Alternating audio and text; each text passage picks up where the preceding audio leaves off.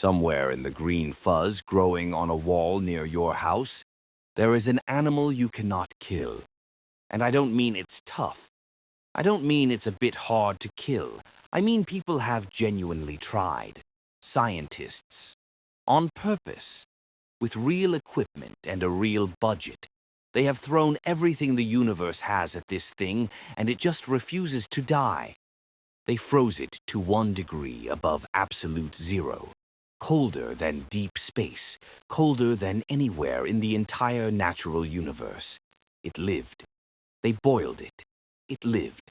They crushed it under 6 times the pressure at the bottom of the deepest ocean trench on the planet. The kind of pressure that folds a steel submarine like a drinks can. It lived.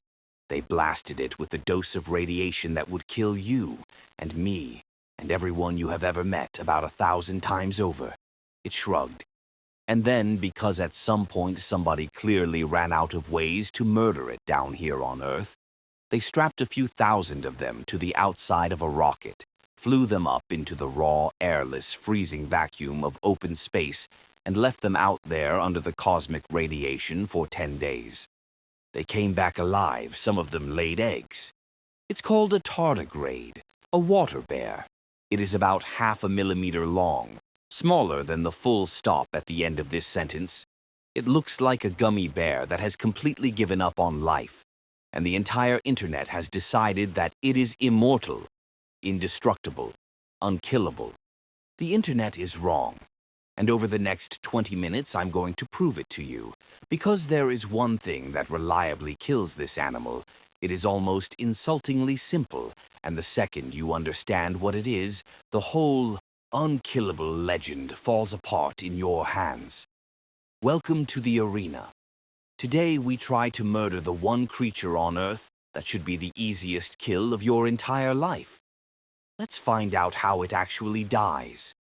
First, let's meet the defendant, because you have almost certainly walked past a few million of these today.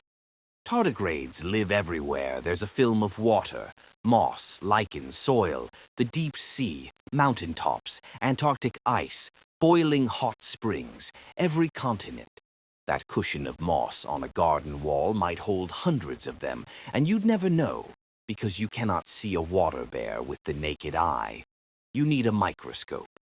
Under one, it's genuinely adorable. 8 stubby legs, a puckered little mouth, and a slow, trundling, drunk toddler walk. Tardigrade literally means slow stepper. Water bear comes from that walk.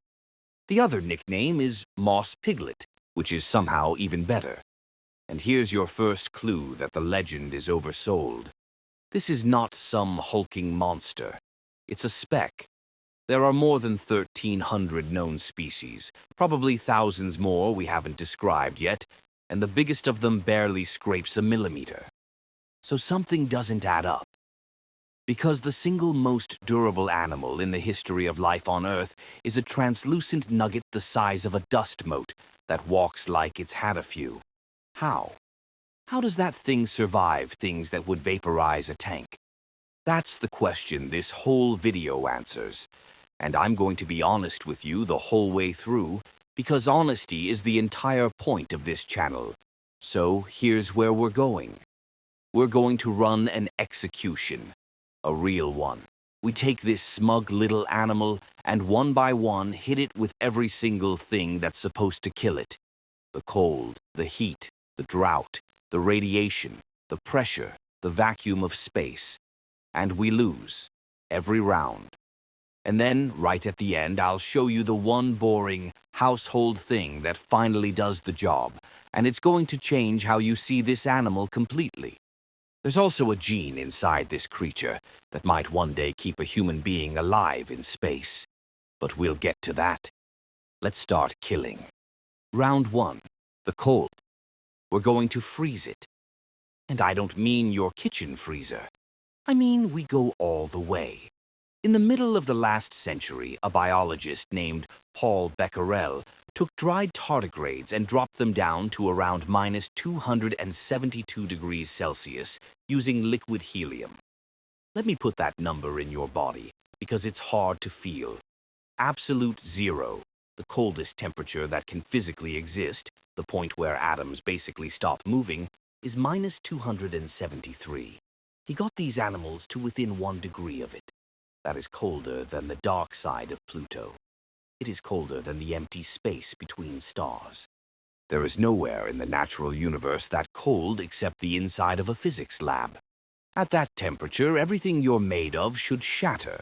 Water turns to ice, ice tears cells apart from the inside, and you become a very complicated ice sculpture. The tardigrade went down there, sat in it, and when they warmed it back up, it got up and walked away. Stickman 0, Water Bear 1. Round 2. The heat. And I want you to hold on to this round, because heat is going to come back at the very end and quietly end this whole story. We go the other way now. A dried tardigrade can survive being briefly heated to around 150 degrees Celsius. That's well past boiling, hot enough to cook it in theory, and it takes it. So look at what we've just done. We've taken one single animal, frozen it colder than deep space, and boiled it past the temperature of an oven. Opposite ends of the entire scale of temperature in the universe. And it doesn't care about either one. And that should be bothering you, because surviving cold and surviving heat usually need completely opposite tricks. Antifreeze in your blood doesn't help you in an oven. So how is one tiny animal winning at both? Hold that thought. It's the biggest question in the video, and we're about to answer it. Stickman 0, Water Bear 2. Round 3. We dry it out completely. This one sounds gentle, and it is absolutely brutal. You are mostly water. Take enough of it away, and you die. Fast. It's one of the quickest ways to kill almost anything. A tardigrade can lose up to 95–98% of the water in its body, and just keep the receipt. It curls up into a shriveled little barrel. Scientists call it a ton, and it waits. And it can wait a genuinely absurd length of time. Here is my favorite fact in this whole video, and it's real. In 2014, a team in Japan pulled a clump of frozen moss out of storage. That moss had been collected in Antarctica in 1983 and sat frozen, untouched, for 30.5 years.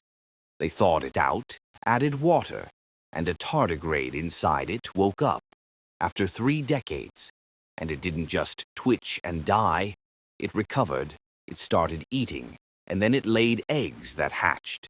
They nicknamed it Sleeping Beauty. 30 years asleep, and it woke up and started a family. Now, this is exactly where the internet goes too far, so let me be the honest one. You'll see people claim tardigrades have survived 120 years dried out. That's basically a myth.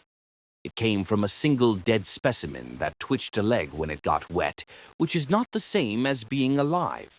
The real, verified, peer-reviewed record is that 30.5-year revival. Still one of the most incredible things any animal has ever done. But, and I love this because it keeps us humble, the tardigrade isn't even the champion at this. It gets all the fame. Yet a tiny animal called a bityloid rotifer was brought back to life after 24,000 years, frozen in Siberian permafrost. And a roundworm, a nematode, was revived after around 46,000 years. The water bear does 30 years and gets the movie deal. A worm does 46,000 and nobody knows its name. Life is unfair, even for the undying. Stickman 0, Water Bear 3. Okay, stop. 3 rounds in, you are asking the right question. How is it doing any of this? So let me finally answer it, because it is the single most important idea in this whole story. And once you get it, everything else clicks. The secret is that little dried-up barrel. The ton. When conditions turn deadly, it dries out, it freezes, whatever. The tardigrade doesn't fight it. It has no force field. It does something much weirder and much smarter. It switches itself off.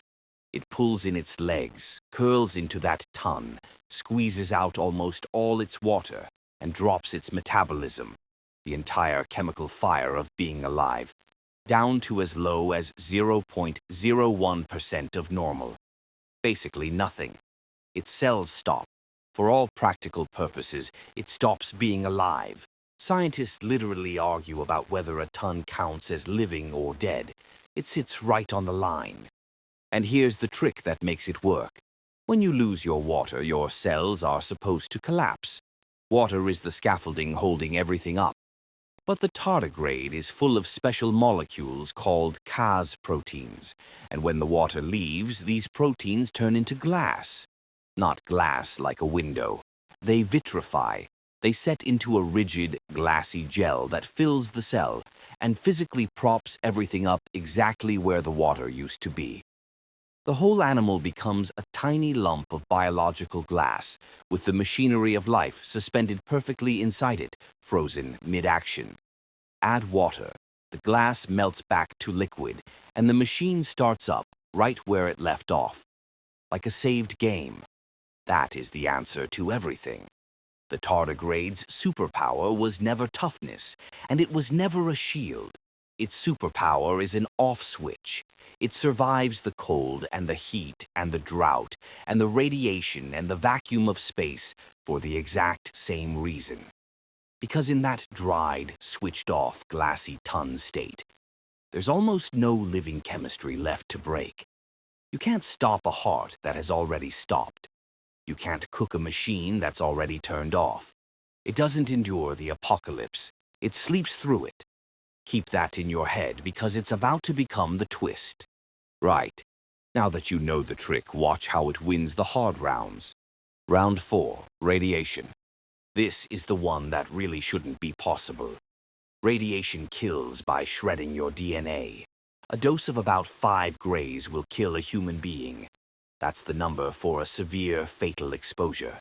A tardigrade in its ton can take around 5,000 grays and survive. 5,000 versus 5. It tolerates roughly 1,000 times the radiation that would kill you. A dose that would empty a hospital, and it's fine. And here's the part that breaks the pattern, so pay attention, because it matters in a second. You'd assume it survives radiation just because it's dried out and switched off. No water, no chemistry, nothing to damage. But no, tardigrades resist radiation even when they're awake and wet. This isn't just the off switch, it's a real, active defense. When you irradiate them, they crank their DNA repair genes into overdrive, patching the damage almost as fast as it lands. And some even make special pigments called betalains that mop up the harmful molecules radiation creates. This animal doesn't just avoid the damage, it out-repairs it. And that leads to the single most useful thing in this entire video, the reason a company might actually care about a moss piglet. Tardigrades make a protein found in almost nothing else alive. It's called DSUP, short for damage suppressor, and its whole job is to physically wrap around the animal's DNA and shield it like bubble wrap around the most fragile thing in the box. So a few years ago, scientists took the tardigrade's DSUP gene and put it into human cells in a dish. And those human cells, carrying one gene borrowed from a water bear, took around 40% less DNA damage from X-rays. Sit with that. A gene from the animal we are currently failing to murder could one day protect astronauts on the way to Mars or shield cancer patients during radiation therapy. The unkillable thing might help keep us alive. Now, honesty again, because I promised. This is promising, not proven. DSUP only exists in some tardigrade species, and one study found that in certain cells, like neurons, it can actually make things worse. So it's a lead, not a miracle. But it's a real one. Stickman 0, Water Bear 4. Round 5, we crush it. Back in 1998, researchers put dried tardigrades under about 6,000 atmospheres of pressure. To feel that, the bottom of the Mariana Trench, the deepest point in any ocean, the place that would implode a submarine. That's about 1,000 atmospheres. These animals took 6 times that. pressure that would turn almost any living thing into paste. They walked it off. Stickman nil, Water Bear 5, and now round 6, the big one.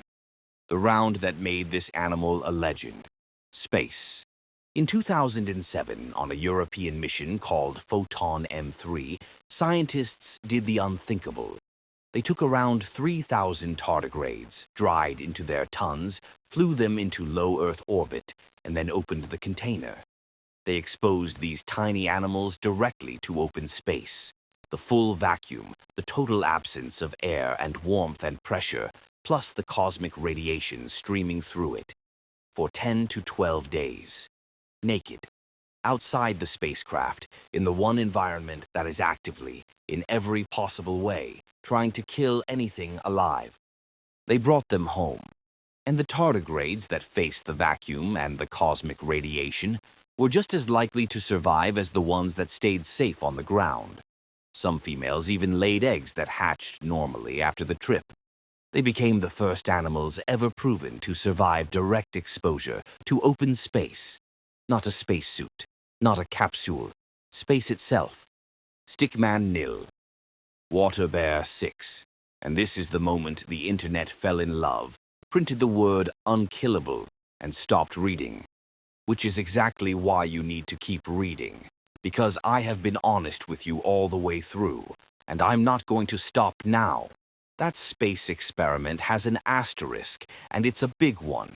The vacuum was easy, the cosmic radiation was easy, but when they let the raw, full-strength, ultraviolet light of the sun hit the tardigrades directly, most of them died. The sun's UV up close with no atmosphere to filter it was the thing that finally beat them. So survives space is true, but it means survive the vacuum and the cosmic radiation. It does not mean invincible in space. Even out there, there's a version of the sun that kills it. And there's a myth I have to kill while we're here.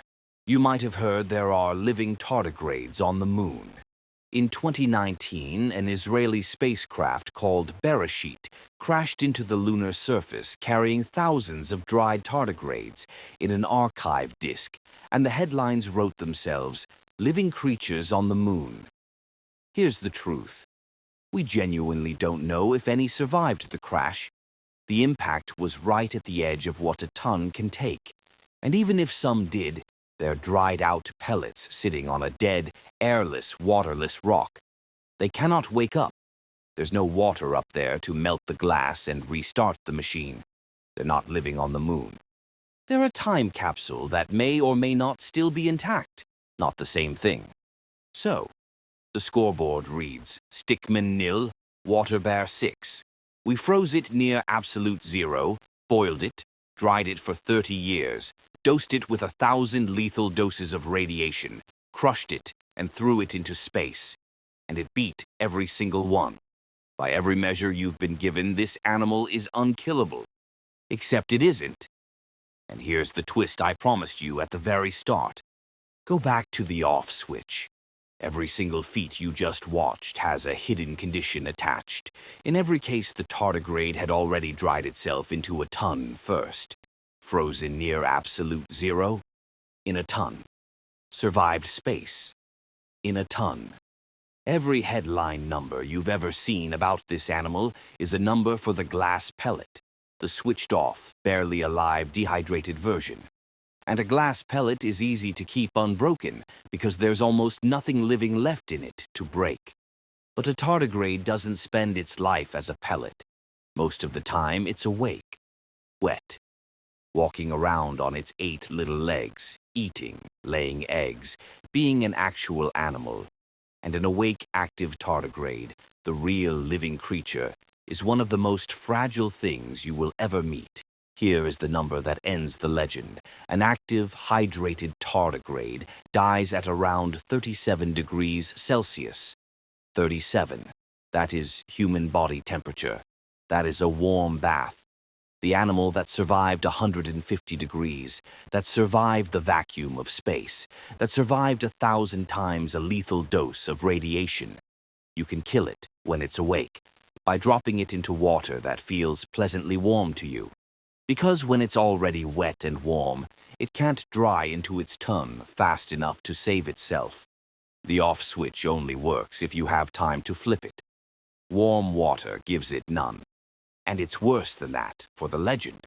Awake, a tardigrade isn't immortal in any sense at all. In its active life, it survives only a few months. For a lot of species, 2 to 4 months, then it dies of old age, like anything else. In the wild, it gets eaten, injured, sick. The immortal, lives forever animal, when it's actually living, is a short-lived, delicate speck that a cup of tea would kill. So there's your answer. The question was, what actually kills the animal that can't be killed? And the answer isn't some exotic superweapon. It's heat, ordinary, gentle, everyday warmth, caught while the animal is awake. That, and simply time. The tardigrade never beat death. It just learned to hide from it, to survive the impossible by nearly becoming a corpse and waiting for the danger to pass. Take away its ability to switch off, keep it warm, wet, and awake, and it's just a tiny animal having an ordinary, short, killable little life. Now, you clicked on this because somewhere you heard about the animal that refuses to die, and I owe you an honest verdict on that phrase. The tardigrade doesn't actually refuse to die. It's a genius at postponing it, at pressing pause, at sleeping through the apocalypse. But it still ages. It still dies. And a warm bath ends it. It's the toughest thing alive, not the deathless thing alive. Those are different. But there is an animal out there that genuinely, biologically, refuses to age, and it makes the water bear look almost normal. It's a jellyfish, about the size of your little fingernail, called Turritopsis dohrnii. When it gets old, or hurt, or starving, it does something that should be impossible. It runs its own life cycle backwards. An adult jellyfish sinks to the bottom, its body dissolves, and it reforms as a baby. The earlier stage it grew up from, and then it grows up all over again. It can do this again and again. Its cells perform a trick called transdifferentiation, where one type of adult cell just transforms directly into a completely different type, no reset button required. Scientists have literally watched adults turn back into babies in a tank. In terms of aging, it may be effectively immortal. Now, before you panic, it's not truly invincible either. In the wild, it still gets eaten and killed constantly, and that Benjamin Button trick has only ever been reliably seen in a lab. And it's not alone in bending the rules. There's a little freshwater creature called a hydra that barely seems to age at all, and a Greenland shark that can live over 400 years, making it the longest-lived animal with a backbone on the planet. But the jellyfish is the real headliner. If the tardigrade is the animal that survives death, the immortal jellyfish is the animal that reverses it, and it deserves its own episode, which is coming. But let's end where we started, with the water bear, because it left us with something better than a party fact. This half-millimetre nugget has been on Earth for around 500 million years. It was here before the dinosaurs. It was here before there were plants on land. It has sat through 5 mass extinctions, 5 separate times the world tried to wipe the slate clean. And every single time, while the giants and the fierce and the strong were being erased, the tiny thing that walks funny just curled up, switched itself off, and waited for the world to get good again. It never learned to win a fight. It never got big or fast or dangerous. It got small and quiet, and it learned exactly when to stop. And that, not strength, not speed, not teeth, is what's still standing here 500 million years later. The most unkillable thing on Earth survived by knowing when to disappear. You were promised an animal that can't be killed. What you actually got is a lesson. The toughest thing alive isn't the one that fights hardest. It's the one that knows when to switch off, get small, and wait for morning. If you made it all the way here, you are exactly my kind of person, so let me talk to you for a second. Welcome to Tooth and Claw Arena. Every week, we take one animal you thought you understood and tell you the real, honest, properly researched story behind it, the version the viral shorts always get wrong.